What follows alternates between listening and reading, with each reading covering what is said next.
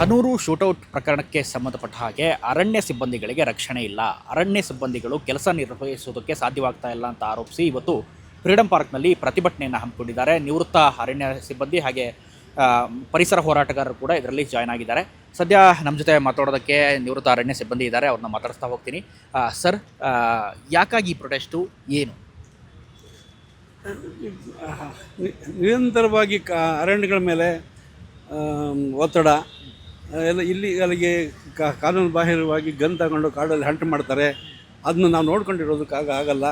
ಇದಕ್ಕಿನ್ನೂ ಹೆಚ್ಚಿನ ಒತ್ತಡ ಕೊಟ್ಟು ಸರ್ಕಾರದಿಂದ ಅರಣ್ಯ ಸಿಬ್ಬಂದಿ ಮೇಲೆ ಇನ್ನೂ ಹೆಚ್ಚಿನ ಜವಾಬ್ದಾರಿ ಕೊಟ್ಟು ಇಂಥ ಪ್ರಕರಣಗಳು ನಡೆದಿರಂಗೇನು ಮತ್ತು ಅರಣ್ಯ ಸಿಬ್ಬಂದಿ ಮೇಲೆ ಯಾರೇ ಗನ್ ಹಾರಿಸದೇ ಇರೋಂಥದ್ದು ಇಂಥ ಪ್ರಸಂಗಗಳು ಮತ್ತು ಅವರ ಅರಣ್ಯ ಸಿಬ್ಬಂದಿ ಕಾಡನ್ನು ಪ್ರೊಟೆಕ್ಟ್ ಮಾಡಿ ವನ್ಯಜೀವಿ ಸಂಪತ್ತನ್ನು ಪ್ರೊಟೆಕ್ಟ್ ಮಾಡೋ ಟೈಮಲ್ಲಿ ಅವ್ರ ಮೇಲೆ ಹತ್ಯೆ ನಡೆದ್ರೆ ಹೇಗಾಗುತ್ತೆ? ಅಂಥವಕ್ಕೆಲ್ಲ ನಮಗೆ ಪ್ರೊಟೆಕ್ಷನ್ ಬೇಕು ಅಂತ ನಾವು ಇಲ್ಲಿ ಸೇರಿದ್ದೀವಿ. ಈಗ ಅಂದರೆ ಅರಣ್ಯ ಸಿಬ್ಬಂದಿ ಈಗ ಜನರು ಏನು ಹೇಳ್ತಾರೆ ಅಂದರೆ, ಶೂಟೌಟ್ ಮಾಡಿದ್ದು ಸುತರಾಮ್ ತಪ್ಪು, 3 ಜನರ ಬಲಿ ಪಡೆದ್ರು. ಬಲಿ ಹೆಂಗೆ ಪಡಿತಾರೆ? ಗನ್ ಸೀಸ್ ಆಗಿದೆ, ಹಂಟ್ ಮಾಡಿದ್ದು ಜಿಂಕೆ ಮಾಂಸ ಸಿಕ್ಕಿದೆ. ಅಲ್ಲಿ ಸುಮ್ಮನೆ ಯಾರೋ ಏನಕ್ಕೆ ಹೋಗಿದ್ರು? ಅಲ್ಲಿಗೆ ಸುಮ್ಮನೆ ಏನಕ್ಕೆ ಹೋಗಿದ್ರು? ಅವರು ಅಫೆನ್ಸ್ ಮಾಡಿದ್ರು ನಾವು ಸುಮ್ಮನೆ ಕೂತ್ಕೋಬೇಕು ಅಂತ ಏನು ಗ್ಯಾರಂಟಿ? ಮತ್ತು ಸರೆಂಡರ್ ಆಗು ಅಂತ ಹೇಳಿದಾಗ ಫೈರಿಂಗ್ ಎಲ್ಲ ಆಗಿದೆ. ಇದು ಅವರು ಫೈರ್ ಮಾಡಿದ್ದಾರೆ, ಫೈರ್ ಮಾಡ್ತಾರೆ, ಇವರು ಮಾಡಿದ್ದಾರೆ. ಅದರಲ್ಲಿ ತಪ್ಪೇನಿಲ್ಲ. ಕೌಂಟರ್ ಫೈರ್ ಆಗಿದೆ. ತಪ್ಪೇನಿದೆ ಅದರಲ್ಲಿ? ಅವ್ರನ್ನೇನು ಮುದ್ದಾಡಬೇಕಾಗಿತ್ತ? ಅಲ್ಲ, ಕಳ್ಳರನ್ನ ಹಿಡ್ಕೊಂಡು ಮುದ್ದಾಡಬೇಕಾಗಿತ್ತ ನಾವು? ಹೇಳಿ. ನಮ್ಮ ಡ್ಯೂಟಿ ಪ್ರೊಟೆಕ್ಷನ್ನು. ನಮ್ಮ ಗನ್ ಯೂಸ್ ಮಾಡೋಕ್ಕೆ ಪವರು ಕೊಟ್ಟಿದ್ದಾರೆ. ಅರಣ್ಯ ಆಕ್ಟ್ ಏನು ಹೇಳುತ್ತೆ ಸರ್? ಏನೇನು ಪವರ್ಸ್ ಇದೆ ಅರಣ್ಯ ಅಧಿಕಾರಿ? ನೋಡಿ, 1988ರಲ್ಲಿ ತಮಿಳ್ನಾಡಲ್ಲಿ ಸತ್ಯಮಂಗಲ ರೇಂಜಲ್ಲಿ ಚಿದಂಬರಂ ಅಂತ RF ಇದ್ದರು. ಭಾಳ ಟಫ್ RF. ಅವನು ವೀರಪ್ಪನ ಹೊಡೆದಾಕ್ಬಿಟ್ಟ ಆಗ ಒಂದು ಫೀಲ್ಡಲ್ಲಿ. ಆ ದಿನ ಆ ಸರ್ಕಾರ ವಿತಿನ್ 3 ಮಂತ್ಸಲ್ಲಿ ಒಂದು ಆರ್ಡರ್ ಕೊಟ್ಟಿದೆ, immunity for forest officer for firing ಅಂತ.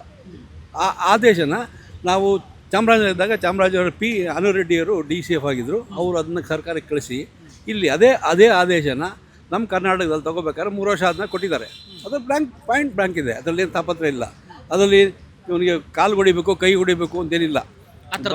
ಈಗ ಕಾಲಿಗೆ ಹೊಡಿಬೇಕು, ಕೈ ಹೊಡಿಬೇಕು ಅಂತ ಯಾವುದೇ ಆದೇಶಗಳಿಲ್ಲ. ಅದರಲ್ಲಿ ನೋಡ್ತಾನೆ ಹೇಳ್ತಾನೆ ಸರೆಂಡರ್ ಆಗುವಂತ ಯಾವಾಗ ಹೇಳ್ತಾರೆ? ಅವರು ಗನ್ನು ಅಥವಾ ಏನೋ ಇಟ್ಕೊಂಡಿತ್ತು, ಕೋಚಿಂಗ್ ಬಂದಿದ್ದಾಗ ಮಾರ್ಕ್ ಅಸ್ತ್ರ ಇಟ್ಕೊಂಡಾಗ ಸರೆಂಡರ್ ಆಗಲ್ಲ. ಅವ್ನು ಫೈರ್ ಮಾಡ್ತಾನೆ. ಅವ್ನು ಫೈರ್ ಮಾಡಿದಾಗ ನಾವೇನು ಮಾಡಬೇಕು?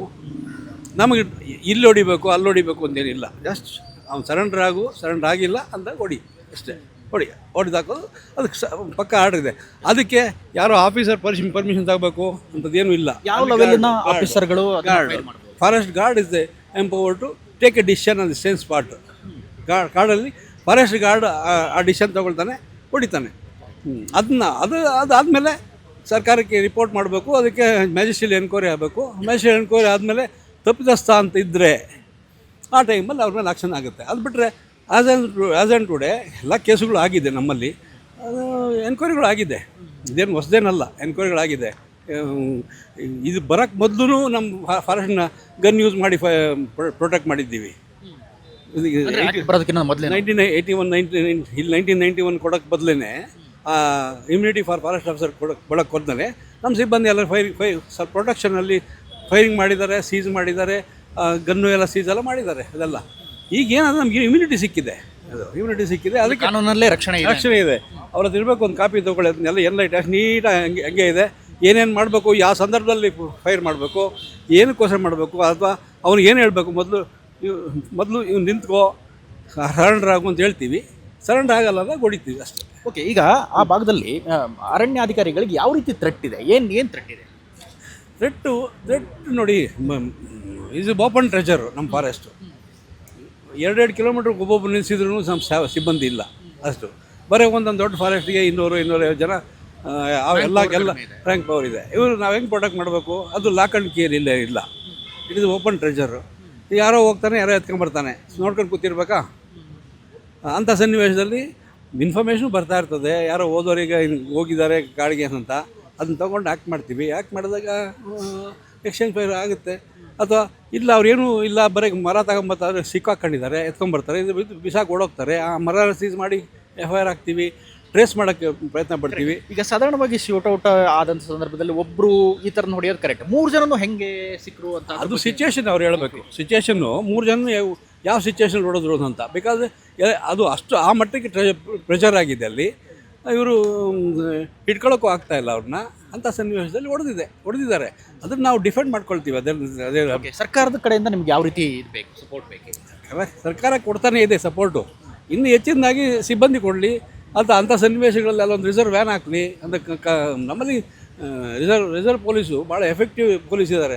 ಅವನ್ನೆಲ್ಲ ಒಂದೊಂದು ವಾರ ಅಲ್ಲಿ ಕಳಿಸ್ಕೊಟ್ಟು ಡ್ಯೂಟಿ ಮಾಡಿಸ್ಲಿ. ಆವಾಗ ಈ ಭಯ ಬರ್ತದೆ, ಹೊಡಿತಾರಪ್ಪ, ಪೊಲೀಸ್ ಬಂದಿದೆ ಹೊಡಿತಾರೆ ಅಂತ. ಅದೆಲ್ಲ ಮೊದಲೆಲ್ಲ ಇದು ಮಾಡಿದ್ದಾರೆ. ಅರಣ್ಯ ಸಿಬ್ಬಂದಿ ಕಾನೂನು ಪ್ರಕಾರವೇ ಮಾಡಿದ್ದಾರೆ ಎಲ್ಲದು. ಹೌದೌದು. ಕಾನೂನಲ್ಲಿ ಎಲ್ಲಿ ಹುಡಿಕಾಗುತ್ತೆ? ಗನ್ ತಗೊಂಡು ಹೋಗಿದ್ದಾರೆ, ಗನ್ ಏನು ಕೊಟ್ಟಿದ್ದಾರೆ ಹೇಳಿ? ಪೂಜೆ ಮಾಡೋಕೆ ಕೊಟ್ಟಿದ್ದಾರಾ? ಅಲ್ಲ, ಪೂಜೆ ಮಾಡೋಕೆ ಕೊಟ್ಟಿದ್ದಾರೆ. ಯಾವ ಸಿಚುವೇಶನ್ಗೆ ಪೂಜೆ ಮಾಡ್ತಾರೆ? ಅದನ್ನ ಯಾವುದೋ ಆಯುಧ ಪೂಜೆಯಲ್ಲಿ ಪೂಜೆ ಮಾಡ್ತಾರೆ. ಮಿಕ್ಕಿ ಟೈಮಲ್ಲಿ ಗನ್ಗೆ ಅವರೆಲ್ಲ ಆಯಿಲಿಂಗ್ ಮಾಡಿ ನೀಟಾಗಿ ತೊಗೊಂಡು ಹೋಗಿರ್ತಾರೆ.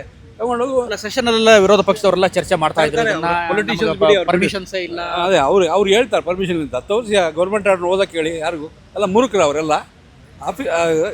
ಪೊಲಿಟಿಷಿಯನ್ಸ್ ಮಾತಾಡ್ತಾ ಇದ್ರಲ್ಲ, ಅವರೆಲ್ಲ ಎಂಥ ಮೂರ್ಖರು ಇರಬೇಕು?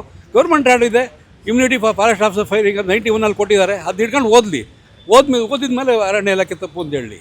ಎಸ್, ಇದು KMB ಪ್ರಸಾದ್ ಅವರ ಮಾತು. ಅರಣ್ಯ ಅಧಿಕಾರಿಗಳು ಕಾನೂನು ಪ್ರಕಾರವೇ ಪ್ರಕ್ರಿಯೆಗಳನ್ನು ಮಾಡಿದ್ದಾರೆ. ಹನೂರು ಶೂಟೌಟ್ನಲ್ಲಿ ಯಾವುದೇ ರೀತಿ ತಪ್ಪೆಸಗಿಲ್ಲ. ಆದರೆ ಸರ್ಕಾರದ ಕಡೆಯಿಂದ ರಕ್ಷಣೆ ಬೇಕು, ಇನ್ನಷ್ಟು ಸಿಬ್ಬಂದಿಗಳು ಬೇಕು ಅನ್ನೋ ಮಾತನ್ನ ಹೇಳ್ತಾ ಇದ್ದಾರೆ. ಕ್ಯಾಮರಾ ಪರ್ಸನ್ ನವೀನ್ ಲಗ್ಗೇಜ್ ಜೊತೆ ಜಗದೀಶ್, ಸುಮನ್ TV, ಬೆಂಗಳೂರು.